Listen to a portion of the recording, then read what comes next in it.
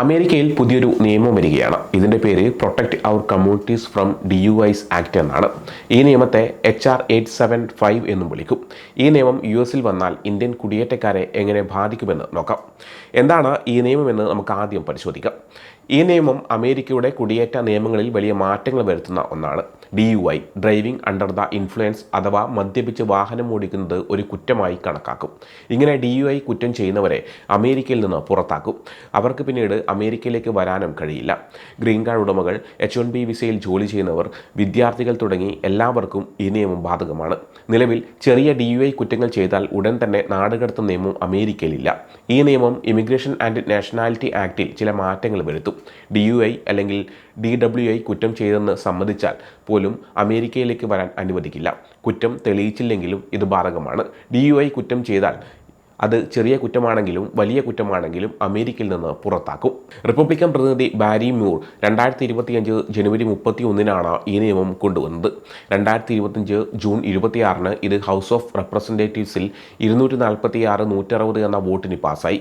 ഇപ്പോൾ senate judiciary കമ്മിറ്റിയുടെ പരിഗണനയിലാണ്. വൈറ്റ് ഹൗസ് ഈ നിയമത്തെ പിന്തുണയ്ക്കുന്നുമുണ്ട്.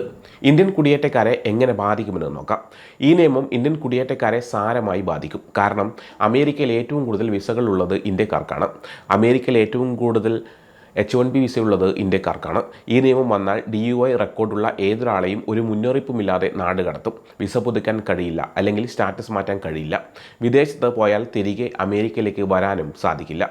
അമേരിക്കയിൽ ഓരോ വർഷവും ഏറ്റവും കൂടുതൽ ഗ്രീൻ കാർഡ് കിട്ടുന്നത് ഇന്ത്യക്കാർക്കാണ്. ഇത്തരം ഗ്രീൻ കാർഡ് ഉടമകളെ പഴയ DUI കുറ്റങ്ങളുടെ പേരിൽ പോലും നാട് കടത്തും. വിദേശത്ത് പോകുമ്പോൾ നിയമം പാസാക്കിയാൽ തിരികെ വരാൻ കഴിയില്ല. ഒരറിയിപ്പോ വാദിക്കാനുള്ള അവസരമോ ഉണ്ടാകില്ല. അമേരിക്കയിൽ ഏറ്റവും കൂടുതൽ അന്താരാഷ്ട്ര വിദ്യാർത്ഥികൾ ഇന്ത്യയിൽ നിന്നാണ്. F-1 വിസയിലുള്ള വിദ്യാർത്ഥികൾക്ക് DUI കേസിൽ അറസ്റ്റിലായാൽ പോലും വിസ റദ്ദാക്കാൻ സാധ്യതയുണ്ട്. ഈ നിയമത്തിൽ പല പ്രശ്നങ്ങളുമുണ്ടെന്ന് കുടിയേറ്റ നിയമ വിദഗ്ധർ പറയുന്നുണ്ട്. ഇത് ഇന്ത്യക്കാരെ കൂടുതൽ ദോഷകരമായി ബാധിക്കും. മദ്യപിച്ച് വാഹനം ഓടിച്ചെന്ന് സമ്മതിച്ചാൽ പോലും ഈ നിയമം ബാധകമാകും. അതിന് FIR ഇടുകയോ കോടതിയിൽ കേസ് നടക്കുകയോ വേണ്ട. പഴയകാലത്ത് കേസ് ഒത്തുതീർപ്പാക്കിയവർ, ചാർജ് ഒഴിവാക്കിയ കേസുകൾ, വിസയ്ക്ക് അപേക്ഷിക്കുമ്പോൾ മദ്യപിച്ചെന്ന് സമ്മതിച്ചവർ എന്നിവരെയെല്ലാം ഈ നിയമം ബാധിക്കും. അതായത് ഈ നിയമം പഴയ DUI കുറ്റങ്ങൾക്കും ബാധകമാണ്. 10 വർഷം മുമ്പ് ഒരു ചെറിയ DUI കുറ്റം ചെയ്ത ഗ്രീൻ കാർഡ് ഉടമയെ പോലും ഒരു മുന്നറിയിപ്പുമില്ലാതെ നാട് കടത്താൻ സാധ്യതയുണ്ട്.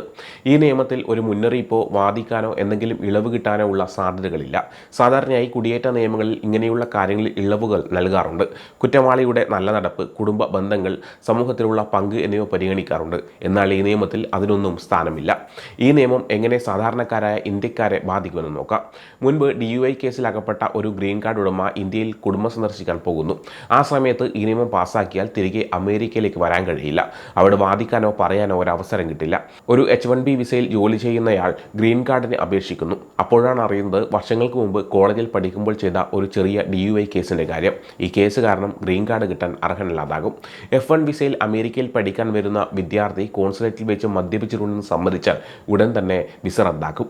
ഈ നിയമത്തെക്കുറിച്ച് പല അഭിഭാഷകരും മുന്നറിയിപ്പ് നൽകുന്നുണ്ട്.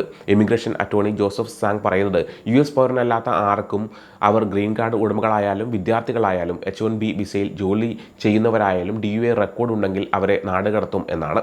ലാൻഡർഹോം ഇമിഗ്രേഷൻ എന്ന നിയമസ്ഥാപനം പറയുന്നത് ഈ നിയമം ഏകദേശം എല്ലാ DUI കേസുകളെയും ഗുരുതരമായ കുടിയേറ്റ പ്രശ്നമായി മാറ്റുന്നു എന്നാണ്.